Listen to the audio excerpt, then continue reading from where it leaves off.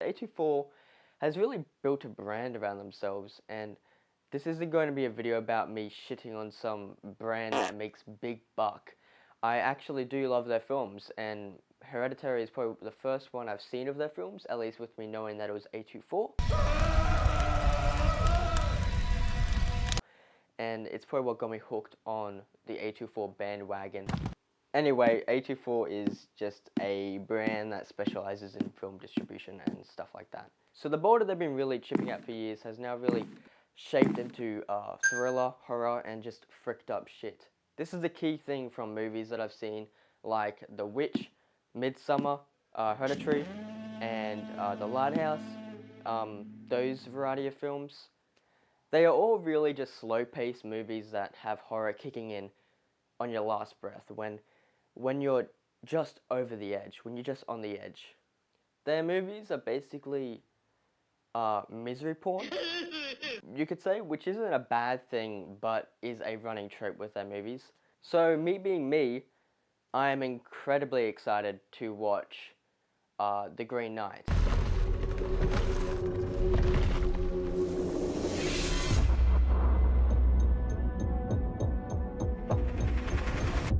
And Saint Maud.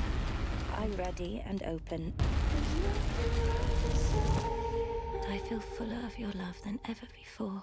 These two new A24 films, I am so excited to watch The Green Knight. Like Saint Maud, I'm intrigued by, and I think it's already out. But The Green Knight just looks so freaking good. I'm so excited to see that one. And don't you dare say, "Ooh, you love these movies because of the A24 brand." Shut the frick up. There are people that are like that though. They just watch the movies because of their branding or like where they come from and stuff like that.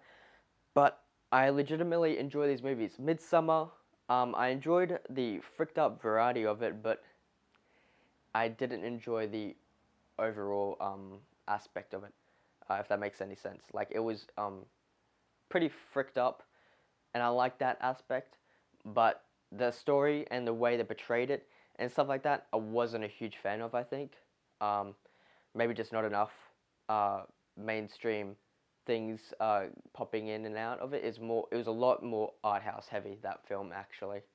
The love and hate for these movies, I think, is quite divided because, well, people love them because of the artsy aspect of them, the art house appeal of them, but also because, in my opinion, because they're just flat out good. They're just good bangers, good movies.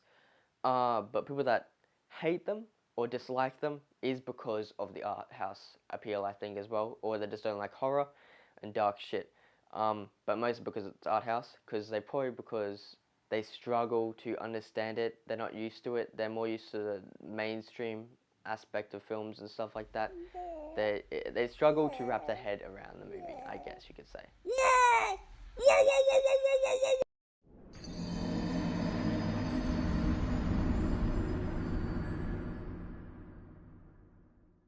I'm not saying you guys are dumb, you're just not used to it. And that's what makes it art house, in a way. The fact that it's so unique, that people struggle, the mainstream people, most people, I hate using the word mainstream, most people struggle to watch these movies and enjoy it. If you need a brief explanation of art house, I guess I could say it's basically just a film viewed from a different angle that don't follow the common rules and perspectives of film, if that makes sense. I don't know, I'm kind of saying it in a bit of a roundabout way, but it's just basically a film that is usually exotic in its own way, depending on cinematography, sound, the ratio, all that stuff. Like, I could pull up The Lighthouse, for example. What makes this more art house is that it's filmed all black and white, and the ratio is I don't know the actual numbers, but it's square. It's a square ratio. Same as A Ghost Story, actually. That's like got a square ratio as well. But they're both very heavy with art house, with the ratio and the coloring and just the story and stuff like that. It doesn't follow a generic story with the generic tropes of goal, hero, villain, stuff like that. They're typically independent films made outside of the major film studio of things, like Hollywood, for example. in a way, I think A24 is actually trying to make art house more popular, accessible for common audiences that mostly watch, like, for example, I don't know, Marvel films.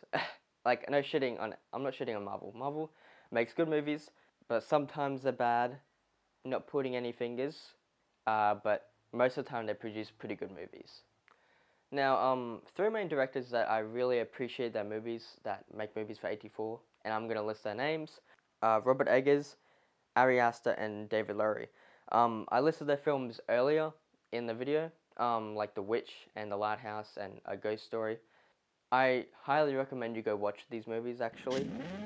But anyway, I hope you guys enjoyed the video, or at least found it informative, or some sort of benefit gained from watching this video. I hope that was the case.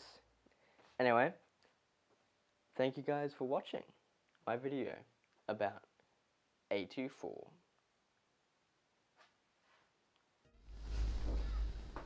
Thank you for watching.